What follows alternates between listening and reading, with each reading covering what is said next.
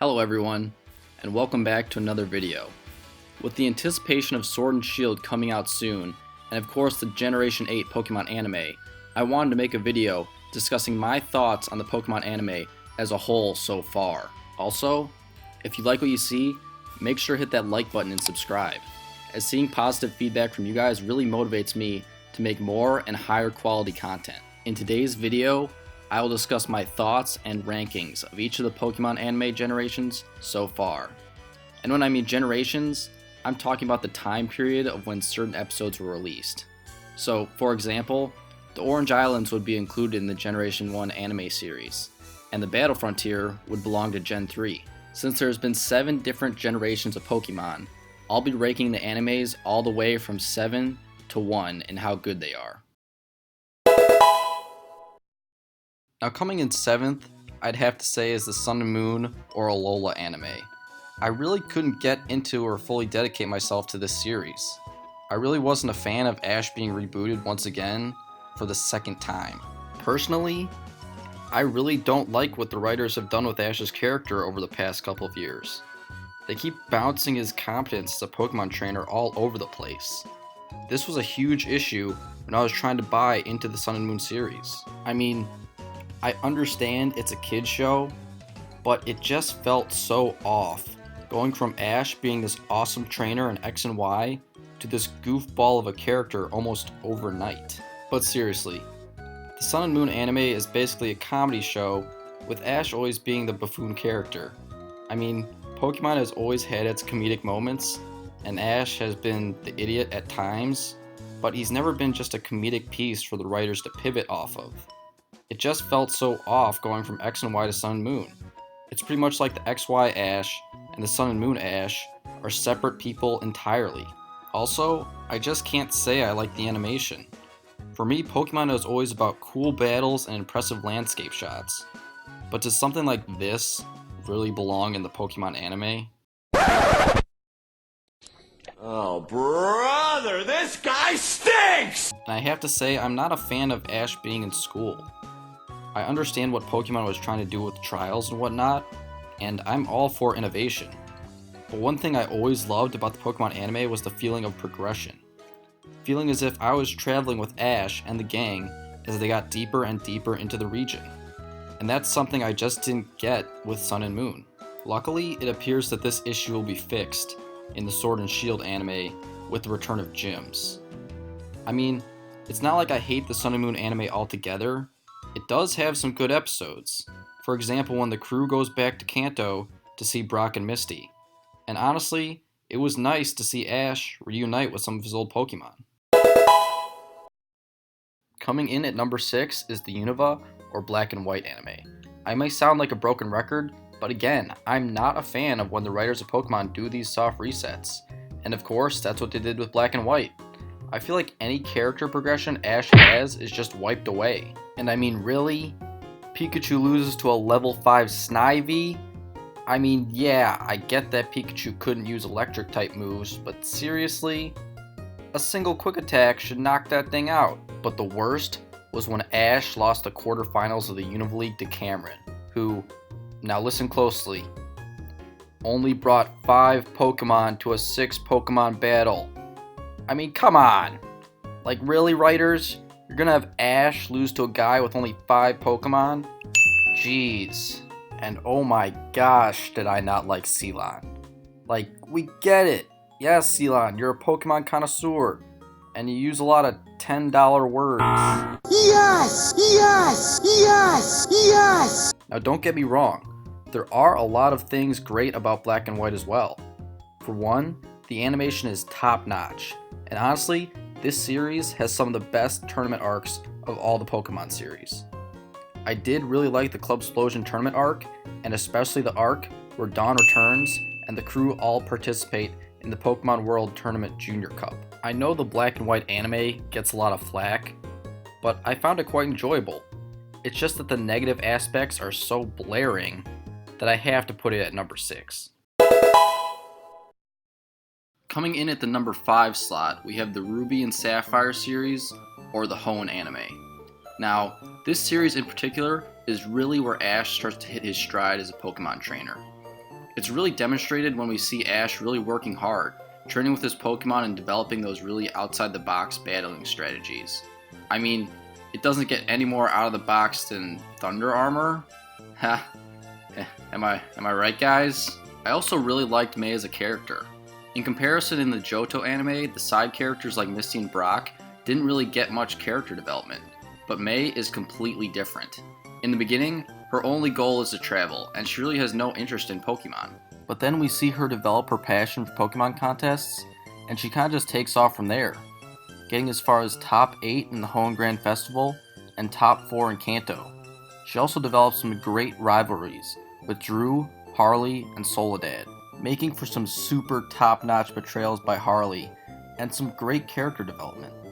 May then heads off to Johto at the end of the series to continue her career as a Pokemon coordinator, and with the release of Pokemon Emerald on the Game Boy Advance and the addition of the Battle Frontier, this sparked the anime gang returning to Kanto for Ash to compete against all the Frontier brains and earn all the symbols. The only problem I had with the Battle Frontier was after Season 8.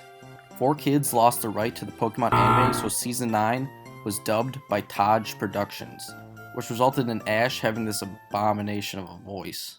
I know, but I'm gonna win it anyway. Like, seriously, he sounds like he just smoked like 10 packets of cigarettes.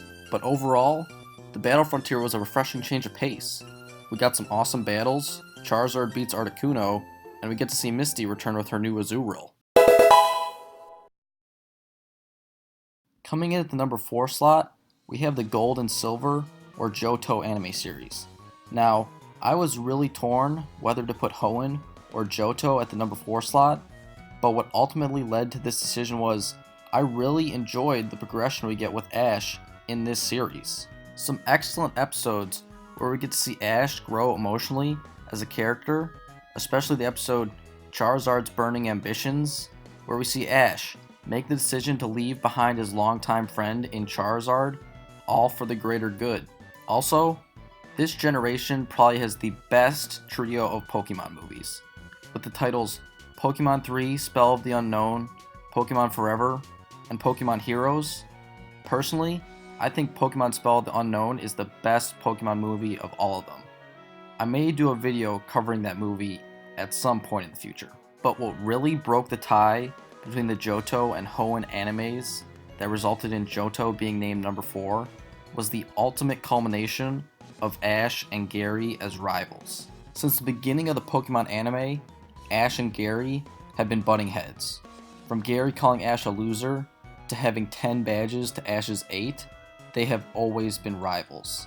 It all ends with Ash beating Gary at the Johto League Silver Conference, with Ash's Charizard facing against Gary's Blastoise. Honestly, one of the most impactful battles in the anime's running. And the climax of these two trainers is what puts the Gold/Silver anime at number 4. But seriously, Pokemon writers, you just have Ash leave the GS Ball with Kurt?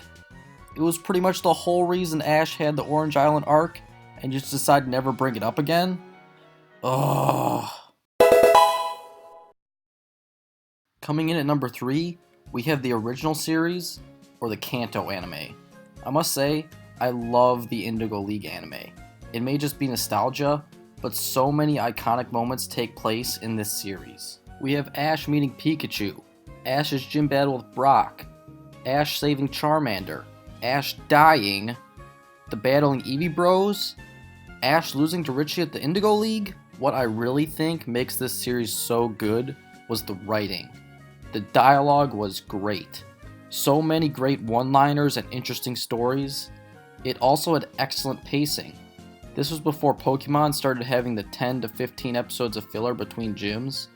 Each episode held weight and progressed the story forward, as we got to see Ash will his way through the Kanto region as an unknowing novice trainer. Coming in at number 2, we have the Diamond and Pearl series anime. I mean, oh my gosh, this series was good. And it's because we have the best character development of any character on the Pokemon anime so far, happening in this series. Nope, it's not Ash. Nope, not Dawn either. Surprisingly, It's Ash's Chimchar.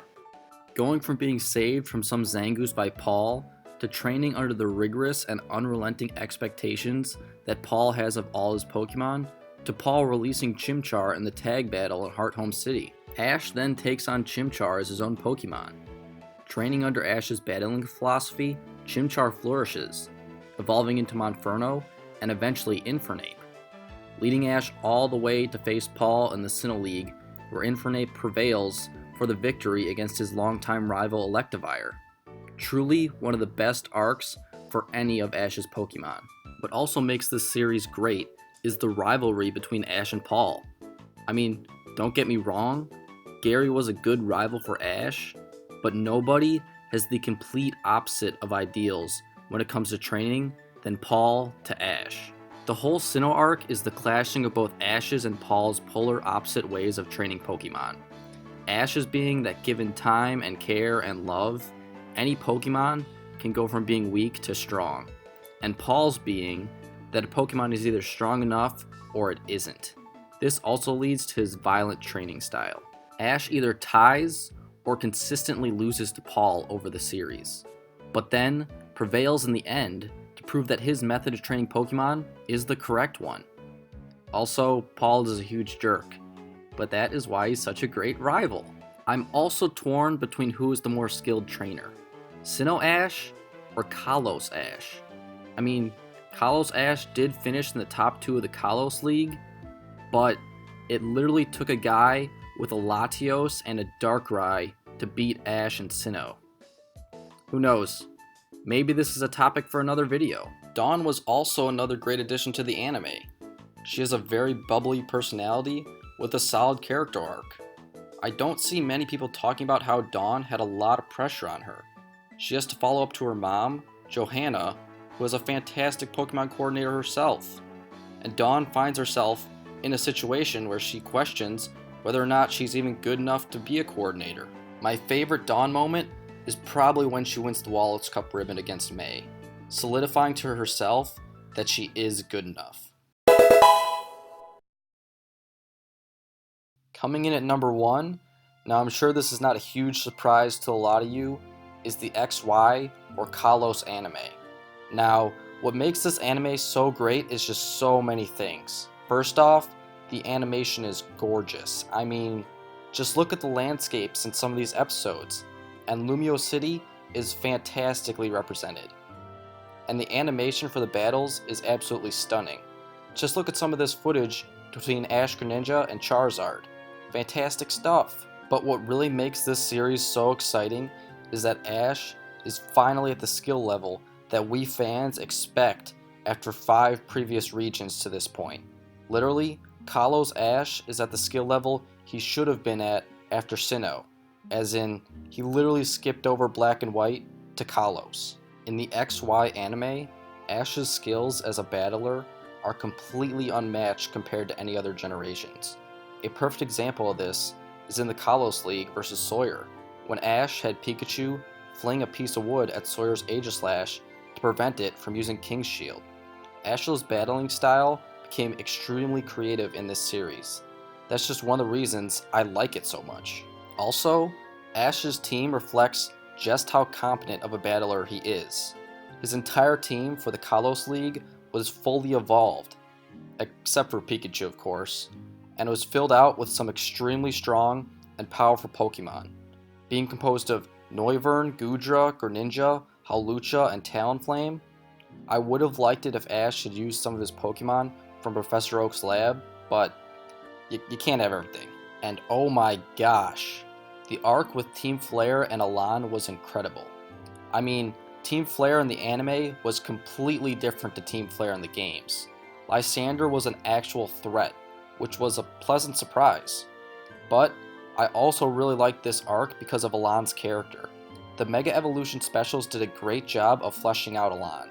Seeing Elan go from Professor Sycamore's assistant to trainer of a Mega Charizard to doing whatever it takes to protect Marin and her Chespin, to eventual Pokemon League champion. What really makes this series take the number 1 slot is the chemistry between all the main characters. I feel like Ash, Serena, Clement, and Bonnie really gelled as travel companions. but I really like Serena as a character most of all. To me, Serena has one of the best story arcs of any character in Pokemon anime history. She starts off by being pushed towards Rhyhorn racing by her mother, but after seeing Ash on TV and remembering him from Professor Oak's Pokemon camp, she sets out to find Ash. After teaming up with Ash, she sort of struggles with what she wants to do, but after finding a love for Pokemon performing, she dedicates herself to the craft. It was great to see her grow as a character, and one of my favorite scenes is after she loses the Kuramine Pokemon Showcase. She puts all her emotions out there, and signifying her growth as a performer, decides to cut her hair. After Serena loses to Arya for the Kalos Queen title, she decides it's time to expand her horizons, and heads to Hoenn to compete in Pokemon contests. But not before saying goodbye to the gang at the airport, and kissing Ash in one of the most built-up scenes in Pokemon history. Overall, I thought XY was a perfect series, and that's why it deserves the top slot on this list.